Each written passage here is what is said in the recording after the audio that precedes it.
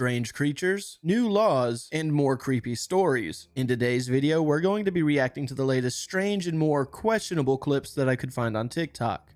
Let's get into it. This 6'7" man is the most dangerous person on Earth. Edmund Kemper killed and decapitated at least 10 women throughout the 60s and 70s. Many interview documentaries have come out speaking to him. He speaks about his relationship with his own mother. Then, in 1973, he did something unthinkable. He walked into his mother's bedroom. The last thing she said to him, "Do you want to talk?" He then brutally unalived her before doing something unhumane with her head and then turning it into a dartboard. When Edmund was eventually in prison, he had an interview with an FBI agent. Now, the cell was locked and there was a panic button under the table where he was being interviewed. He was told, if anything goes wrong or you're scared, press the button. Now, the end of the interview came and he pressed the button to basically finish it, and it didn't work. It literally didn't work. That's when Edmund turned to him and said, "Oh, if I went crazy in here, I could do anything to you right now. I could take your head off, screw it to the table, and have it there to greet the guards." I'm sorry. There's just some absolute monsters of people out there. I really do not understand what would possess someone to be so cruel and evil like that. It's just some people are mentally not well. The video I'm about to show you was taken in a nursing home. Now, many people spend the last moments of their lives in a nursing home.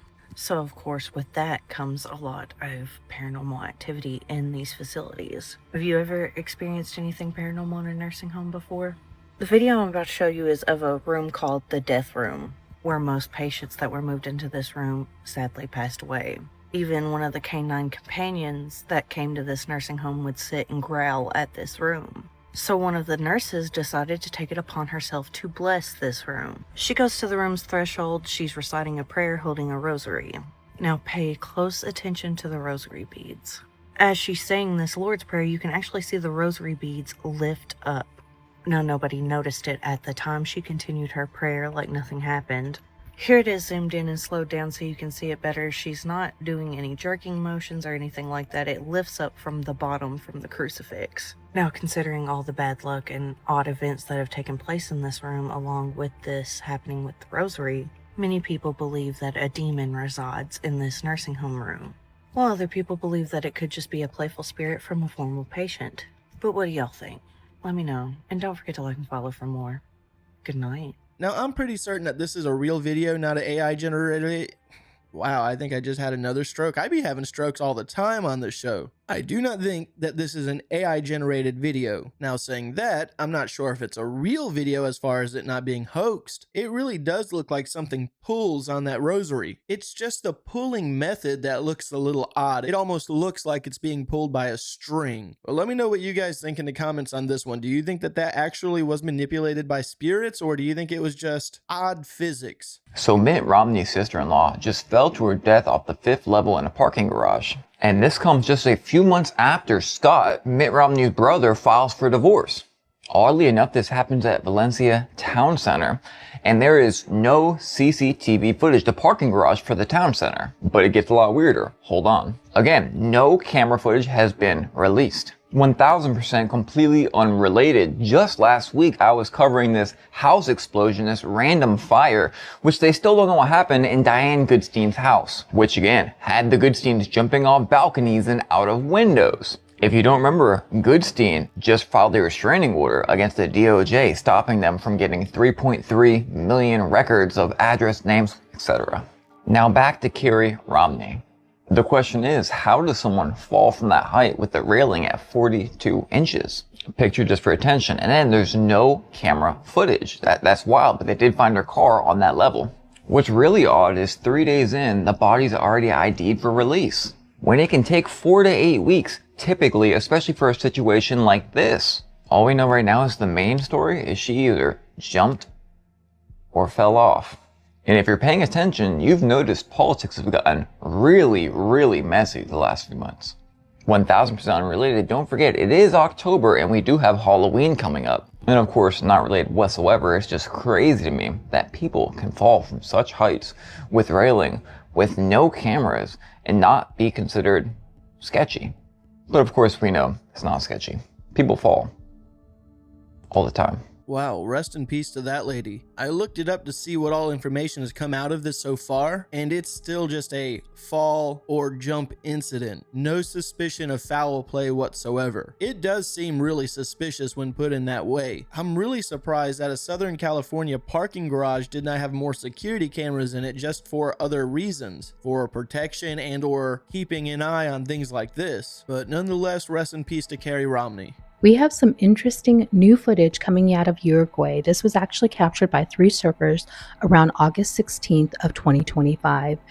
And they encountered some unidentified marine animal that marine biologists and scientists have yet to decide or discover what it was. One of the surfers by the name of Andreas reported that he heard what sounded like a blow-like sound, almost like a whale. So they looked down and expected to see a whale near them. Except that wasn't what was near them.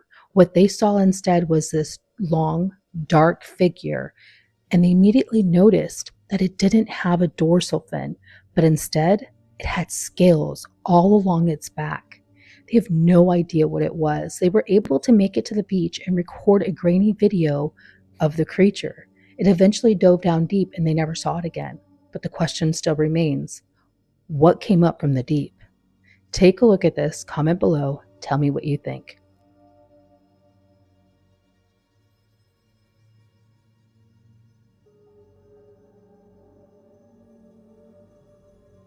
Is it supposed to be the black thing in the water that's splashing around?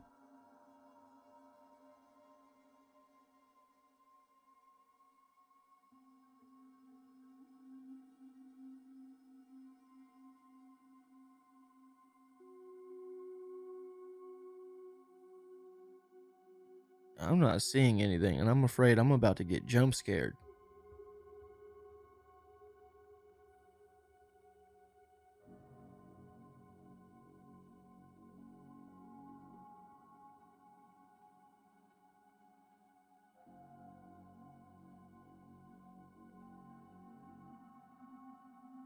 Wouldn't be a creepy video if it wasn't grainy, I guess. But overall, I do not see what's really going on. It's so small and so blurry. I do see 3 black dots and then something move, but there's no way to tell what that could be. That could have been just 3 people or 4 people playing in the water for all I know. I mean, maybe even dolphins. Let me know your thoughts on this one. I personally think it was just people in the water. It's a little odd that there was no audio to hear what was going on, but again, let me know what you guys think in the comments. Hey, if you haven't done so already and you're enjoying the show, give it a like. And if you're new to the channel, subscribe. I upload a video like this every Monday through Friday at 9 a.m. And for everyone that's watching and subscribed, thank you so much for supporting the channel. Hitting kids in the UK is about to be banned. There has always, and I mean always, been a huge divide about should you smack your children. Some of you may have experienced this when you were younger as a form of punishment, others of you probably didn't. It is very, very divided of, is this just abuse and should never happen, or does it teach people discipline and is good?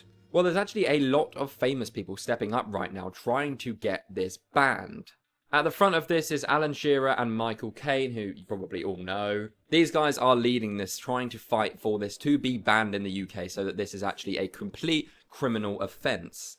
There is a lot of questions around this though, because how would they actually police this? Obviously, if you're in public, it's easy to see, but what happens when you're at home? Like, they're not going to have a police officer in your house, are they? And also a lot of people saying, what, so if I did that to my child once, then I'm going to prison and the kid's then suddenly in protective services? It's definitely interesting to think. It's very, very, very divided online. But weirdly enough, smacking is already banned in Wales and Scotland, which you probably didn't know. But as I say, they are trying to bring this in to a law in England. It's been on all the news today. So let me know what you think on this and I'll keep you updated. I definitely know when I was a kid, people were not shy of smacking their children. Do I agree with it? Not really. Now here in America, or at least in South Carolina, it is not illegal to smack your child or spank your child, you know, as long as it's not out of control and there's bruising and cuts happening. Because I know one thing for certain, if they ever tried to pull this kind of law here in the South, and also probably a big majority of the US, there's gonna just be a lot of people going to jail, because there's a lot of people that just give their children whoopings, and most of those people will gladly go to jail doing so. Again, I personally do not agree with physical punishment, but if a spanking is needed, a spanking is needed. The theory of the empire of the city. So the empire of the city is the theory that there are in the world 3 city-states. There is the city of London, the Vatican, and Washington, D.C. These are all city-states. So like the city of London is technically not under the crown, but has ancient rights and privileges. And the Vatican the same, and Washington, D.C. the same. What's also weird, this connection, is that each city-state has an obelisk in it. The Washington Monument in D.C., the Vatican St. Peter's Square obelisk, and the Cleopatra Needle in London. But the theory is that it's the 3 crowns that rule the world. So the crown of finance would be London, the crown of religion would be the Vatican, and the crown of military is Washington, D.C. That makes sense. Washington, D.C. is seen as the new Rome built on Masonic blueprints, with its street layouts allegedly hiding occult symbols, which I would say it is, because the architect of Washington, D.C. was a Freemason. Yeah. Very outspoken about it. If you look at the symbolism within D.C., it's very Roman-like. There's a lot of Roman symbolism within America, which is super weird to me. The whole thing's weird, man. There's definitely more than just symbolism. Big time. There's a real occultness to all this stuff. It's just weird. There's actually a Cleopatra's Needle in New York as well. I have always found it really interesting that we have obelisks in cities. It does seem very symbolic, or it seems like it's hiding a deeper meaning behind it. But there's definitely more cities that have obelisks. There's a lot of obelisks around the world, not just the 3 that they spoke of. But I have no doubt that there was some people of power that were really doing some things that only other people in power would know in the future and or at the time being. It is really interesting stuff. Okay guys, they're officially allowing AI to run our governments. Yes, this is happening, and the scariest part is you're gonna think it's a great idea, because they're actually doing an amazing job convincing the public to support this. Like,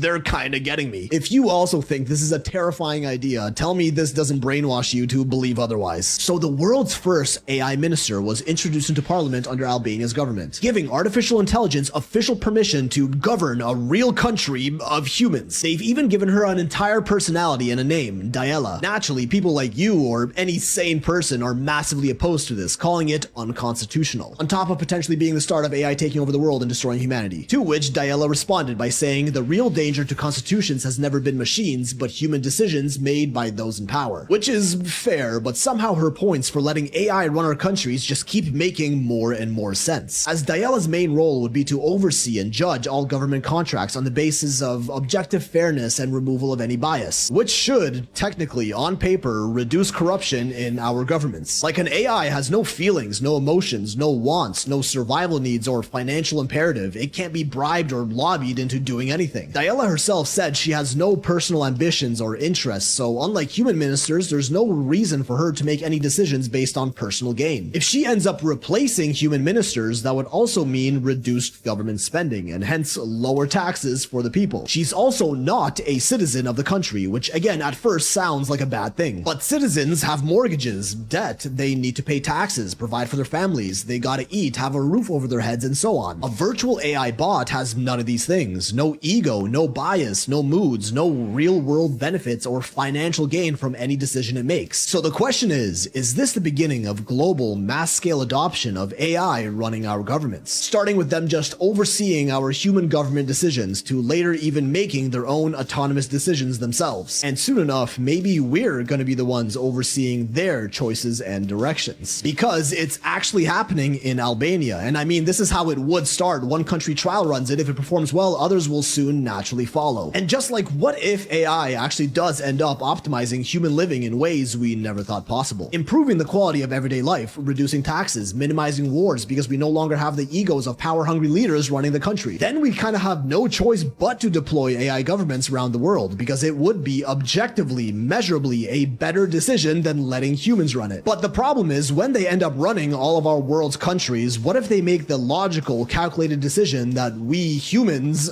are the problem. I guess the downfall of society truly does come looking like everything we've ever wished for. Do not get me wrong, I enjoy AI, I enjoy creating content with it as far as funny skits, but I do not think that AI should be running a country. And not just because I think that AI is gonna rule the world, because at the end of the day, there's still people involved and people can shut down the computer. But one of the reasons why I do not believe that AI should be in one of those positions is because nothing will ever change, and if people want change, how is that change going to happen? If there's an AI model that's just strictly law-abiding to the current everyday laws of that country. You know, laws that we see okay today might not be the same in 50 years, because there should be laws that change for certain things that the law needs to be changed for. And in those certain situations, is AI going to either comprehend that and allow that change, or is it just going to say, no, this is how it always has been and how it will always be? So I really don't know. I mean, I guess if there is a country running this, we'll see how it operates. I do have a feeling that it may operate successfully, and other countries are going to want to do the same thing. But then again, there's also a lot of people that like to have that kind of control and power. So are they going to really submit that kind of control to an AI model? Let me know what you guys think about this. I do not see much good coming from it, but who knows? Maybe I'm wrong. Maybe it will be so efficient that it will make the world run better. Let me know your thoughts and opinions in the comments. The most terrifying videos on TikTok. If you were easily scared, then this is your opportunity to scroll past. Still with me? This and her mother, that there's a guy at the door. Guy. Do you want to open the door or you want mommy to open it? I want mommy to open it. Okay. You may think she means that there is a guy behind the door that she is pointing at. However, behind the door is a child's playroom equipped with a playhouse, which is also equipped with its own Ring doorbell. People have far too much money. He's in there. On January 3rd, 2025, that doorbell camera started to record, which, by the way, only happens if the doorbell has either been pressed or motion has been detected. But when her mother reviewed the footage, this is what she saw.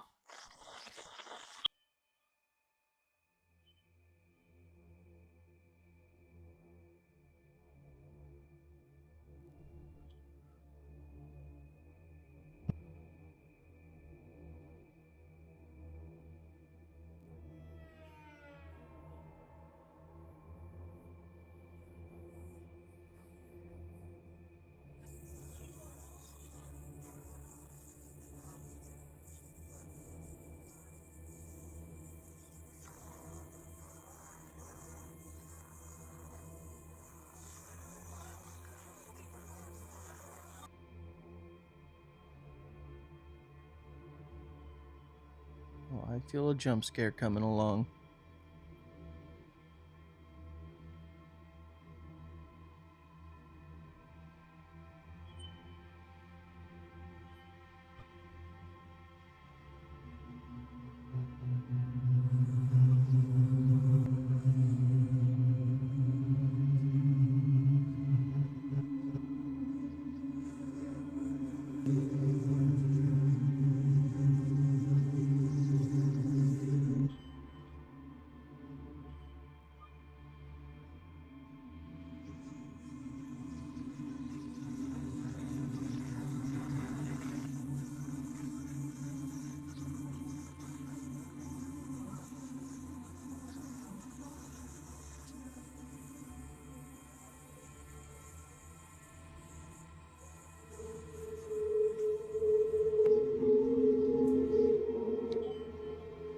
Okay, so who's hiding in the comments and who saw the doll's hair move? I was wondering if there was going to be a jump scare or if something was going to happen with that doll's head. Actually, kind of a disturbing video. Not disturbing, but creepy or unsettling, because the tension was really high. You just didn't know what was going to happen, at least for me. Truthfully, the video could have just left at the door swinging open and shut, and that would have been just creepy enough. The hair being pulled back and then let go kind of looks fake to me. The door opening and shutting could just be due to a draft or air pressure just flowing through the house. But the whole time that the door was opening, I did check to see if that doll's hair was moving, and it wasn't moving as if there was wind in there blowing it around. I'm pretty certain that this may be a fake video. Let me know what you guys think, but It was kind of creepy. Alright guys, I'm gonna go ahead and end today's video. As always, I want to thank you guys for watching these clips with me. If today is your birthday, happy birthday, and if not, have a good day anyways.